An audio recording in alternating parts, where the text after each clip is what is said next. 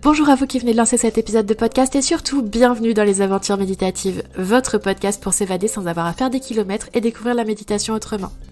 Je suis Lucie Lavoine, professeure de yoga et de méditation, poète et ancienne consultante en achat IT, mais tout ce qu'il faut retenir c'est que dans ce podcast je serai en quelque sorte votre guide touristique. Allez, on embarque ?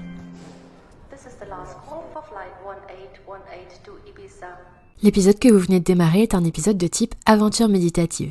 Dans ce format, je vous propose une méditation guidée qui fera appel à votre imagination et à votre intuition. Aujourd'hui, vous n'aurez rien d'autre à faire que de suivre ma voix et vous laisser guider.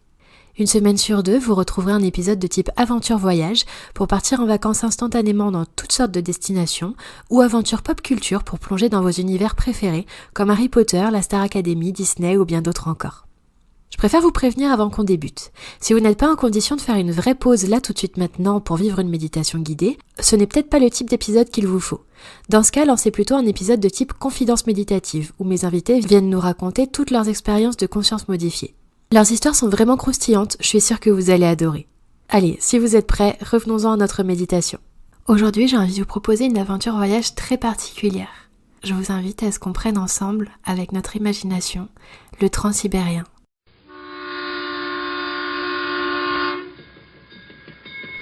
Vous savez, ce train qui part de Moscou ou d'une autre ville pour traverser toute la Russie à travers la Sibérie et arriver soit à l'autre bout du pays, soit peut-être en Chine ou ailleurs. En réalité, ce voyage dure généralement environ 7 jours et 7 nuits. Alors évidemment, je ne vais pas vous proposer de plonger 7 jours et 7 nuits en méditation, mais pendant quelques minutes, je vous propose qu'on explore un peu ce trajet qui n'a pas vraiment de destination. Pour voyager dans les meilleures conditions possibles, je vous conseille de vérifier que vous avez bien coupé toutes les sonneries, les notifications et autres éléments susceptibles de vous interrompre pendant ce moment juste pour vous. D'ailleurs, vous pouvez déjà vous féliciter de prendre ce rendez-vous avec vous-même. Je vous invite à vous installer dans une posture confortable de votre choix. Assis en tailleur ou sur un fauteuil, adossé à un mur ou à autre chose, ou même allongé si vous en avez envie. Faites comme vous le sentez, c'est vous qui savez ce qui est le mieux pour vous en cet instant précis. Si nécessaire, vous pouvez mettre cet enregistrement en pause le temps de trouver votre posture idéale et vous pouvez même l'ajuster avec des coussins, un plaid ou encore éteindre la lumière si vous êtes plus à l'aise comme ça. Lorsque vous vous sentirez prêt ou prête, prenez simplement le temps de balayer l'endroit où vous vous trouvez du regard pour vous sentir en sécurité sans trop vous attarder sur quoi que ce soit. Une fois que c'est OK pour vous, il est temps de prendre une grande respiration profonde et de fermer doucement les yeux. Dans un premier temps, faisons le tour de toutes les sensations physiques externes. Celles du toucher, les vêtements sur la peau, peut-être une couverture, la sensation de l'air. Est-il frais? Est-il chaud? Sec ou humide? Peut-être la gravité, le sol ou le tapis de yoga si vous en utilisez un, ou encore le mur si vous êtes en appui.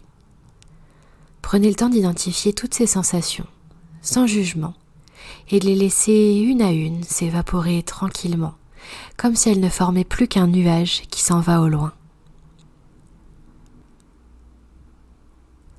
Nous allons ensuite nous concentrer sur les sensations physiques intérieures.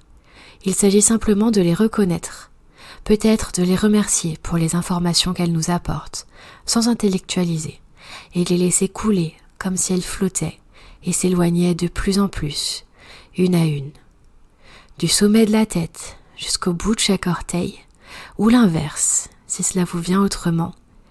Laissez toutes ces sensations parfois ensevelies remonter à la surface, accueillez-les et laissez-les repartir chacune à leur tour. Et puis quand vous vous sentirez un peu plus en légèreté, attardez-vous quelques instants sur les bruits extérieurs. En commençant par les plus lointains, ceux qui viennent peut-être de la rue, du jardin ou d'ailleurs. Accueillez-les un par un pour mieux les laisser partir, les laisser fondre comme s'ils vous berçaient. Faites de même avec les bruits de plus en plus proches, peut-être ceux de vos voisins ou des gens avec qui vous vivez, des bruits de pas, de rires, le craquement du bois, le bruit d'un radiateur ou d'un ventilateur. Laissez-les tous fondre au loin, comme s'ils étaient paisibles et insignifiants, pour ne plus former qu'une berceuse.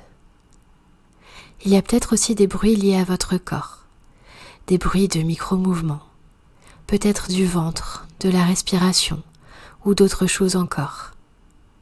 Un à un, prenez-en connaissance et laissez-les filer. Profitez-en pour porter votre attention sur les bruits de la respiration. Pouvez-vous simplement constater son état en cet instant présent? Tout en douceur, accompagnez peut-être son ralentissement, son chemin vers le calme, vers le silence. Et puis laissez ce son rejoindre tous les autres dans la berceuse qui commence à se former et à vous détendre profondément.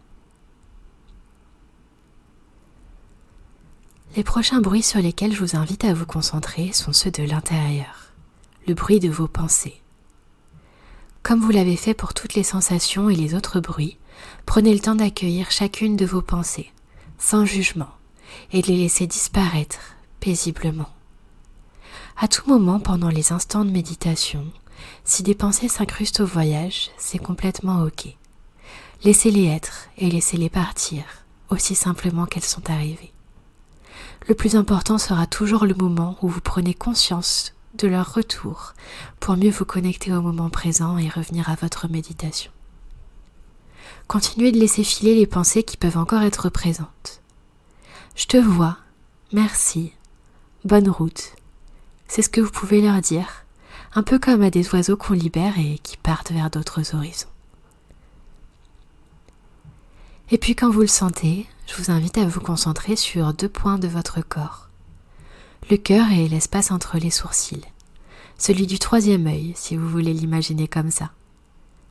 Portez vraiment toute votre attention sur ces 2 espaces et imaginez quelques instants qu'ils se détendent de plus en plus, qu'ils sont de plus en plus spacieux, de plus en plus grands. À partir de ces 2 points, vous pouvez imaginer que il se trouve devant vous une porte. Une porte comme une porte de train, la porte d'un wagon. De quelle couleur est-ce qu'elle est? Est-ce qu'elle a une texture particulière? En bois, en métal, en plastique, autre chose encore? Quelles sont ses couleurs? Est-ce qu'il y a des logos? Celui du Transsibérien, par exemple. Peut-être une carte du trajet que vous allez faire, que vous êtes en train de faire, parce que vous êtes déjà peut-être en mouvement depuis un moment, ou est-ce que vous vous apprêtez à partir? Il n'y a que vous qui pouvez le savoir. Quoi qu'il en soit, je vous invite à pousser cette porte du bout de votre main. Vous vous rendez compte qu'elle est extrêmement légère, comme si elle n'attendait que d'être poussée pour vous laisser passer. Vous placez votre main dans votre manteau et vous vous rendez compte que vous avez peut-être 2 documents, un visa et un billet de train. De quelle couleur est ce visa, ce laissez-passer? Et où mène ce billet de train? Quelle est la destination finale de votre Transsibérien? Est-ce qu'il s'agit de Vladivostok? Est-ce qu'il s'agit de Pékin? De Tokyo ou d'une toute autre ville de votre choix? Libre à vous. Si vous avez envie de l'emmener à Rio, à Berlin, peu importe, vous pouvez. Vous êtes libre, c'est votre destination. Prenez la première ville, qu'elle vous parle ou pas, qu'elle existe ou pas, qui vous vient, et rangez tranquillement ce billet de train. Faites quelques pas dans le couloir de ce train. Parce que oui, c'est un train avec un couloir sur le côté, assez différent de ce dont on a l'habitude avec les trains que l'on a en France, où il y a une allée centrale. Dans ce train-là, il y a des cabines. Et vous marchez quelques pas jusqu'à trouver la vôtre. Comment vous la repérez? Est-ce que c'est un numéro de place? Est-ce que vous voyez votre nom indiqué ou un autre petit signe qui vous parle à vous et juste à vous? Est-ce que c'est la première fois que vous voyez cette cabine ou est-ce que vous en avez l'habitude parce que ça fait déjà 1 ou plusieurs jours que vous voyagez? poussez la porte de nouveau de cette cabine et prenez une grande inspiration, une grande expiration et observez à quel point vous vous sentez comme chez vous dans cette cabine. Et pourtant, vous sentez dans tout votre corps, dans tout votre cœur, le mouvement du train qui est parti, ce train qui est en route, ce train qui va si vite, qui avance, qui avance, qui avance.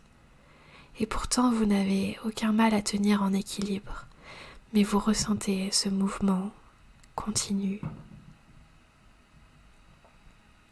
Vous ressentez peut-être même parfois les virages, ou que sais-je encore.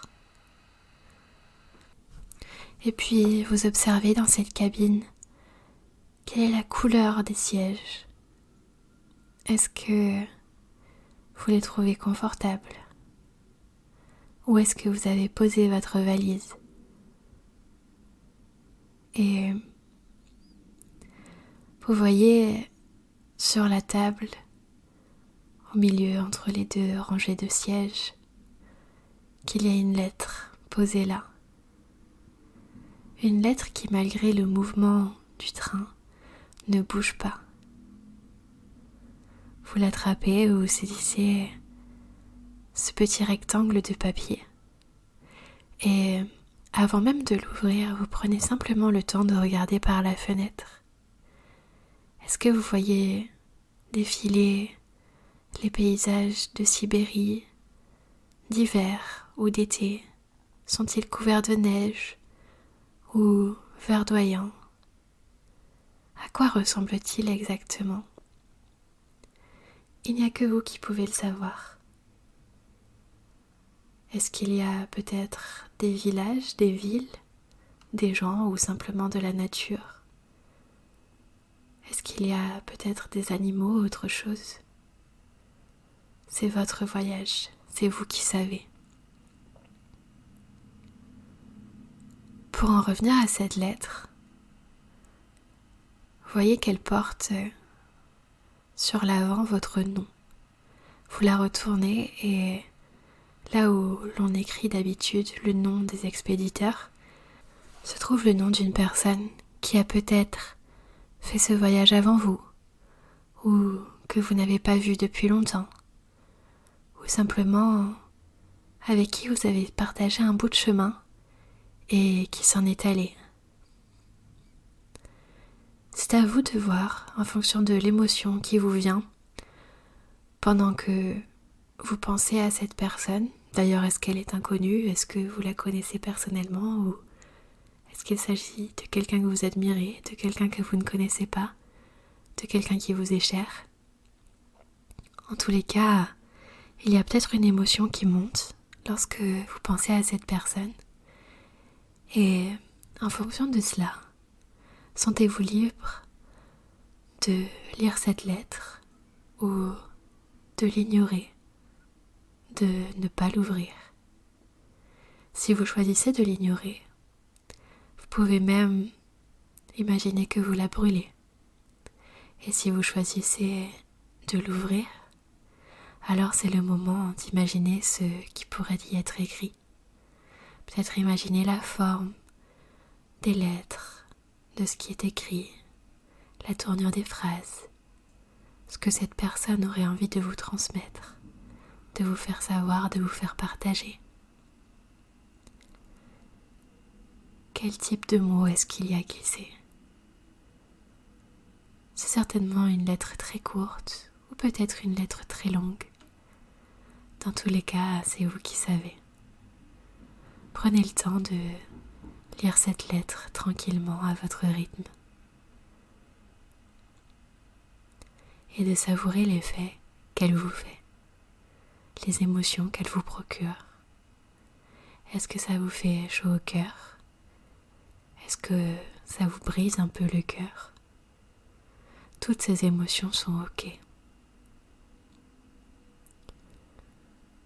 Il y a peut-être des mots que vous aviez envie d'entendre ou de lire depuis longtemps.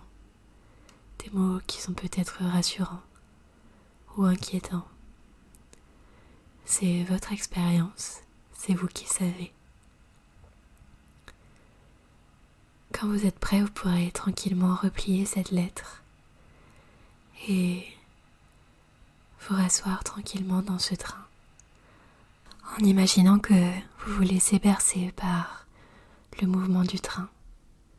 Peut-être que vous pouvez de nouveau river vos yeux dans le paysage. Est-ce qu'il a changé? Est-ce qu'il s'est adapté à votre ressenti? Est-ce qu'il y a de la neige, de la pluie, du soleil, autre chose? Un arc-en-ciel peut-être même. Regardez encore une fois cet endroit et imaginez que vous fermez les yeux. Vous fermez les yeux et vous prenez une grande inspiration. Une grande expiration. Et tranquillement vous ramenez un peu de mouvement dans vos orteils. Un peu de mouvement dans vos doigts. Vous pouvez tourner la tête tranquillement à droite, à gauche. Et vous étirez de tout votre long, comme si vous aviez passé une bonne nuit de sommeil.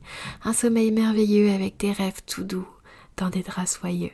Un sommeil revigorant, qui vous fait voyager et qui vous répare un peu en même temps. Et quand vous êtes prêt, vous pourrez tranquillement rouvrir les yeux à votre rythme pour revenir à la pièce où vous étiez il y a quelques instants avant de faire ce petit voyage ensemble, ce voyage merveilleux. Comme d'habitude, si vous en avez envie, je vous invite à prendre un carnet pour écrire.